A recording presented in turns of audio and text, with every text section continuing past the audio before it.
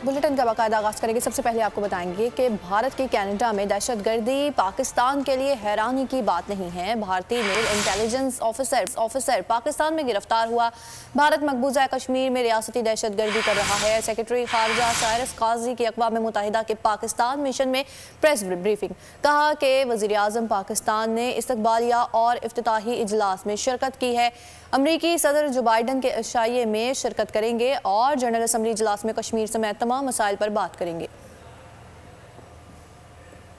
तो अपने मशरक़ी हमसाये की तमाम श्रेष्ठ खसलत से हम तो बड़ी अच्छी तरह वाकिफ़ हैं। हमें मालूम है कि क्या कुछ हमें वो करने के कर सकते हैं। कश्मीर पिछले 50-70 साल से हम देख ही रहे हैं ना कि क्या हो रहा है उधर, तो हमारे लिए तो सरप्राइज़ सच्ची बात नहीं है। हमारे अपनी यानी सॉइल पे हमने उनका एक सर्विंग नेवल इंटेलिजेंस ऑफिसर पकड़ा हुआ है, हमारी तहवील में है इस वक्त, और उसने एडमिट किया हुआ है कि वो इधर इंस्टेबिलिटी और हर किस्म की शरअंगेज़ी के लिए आया हुआ था।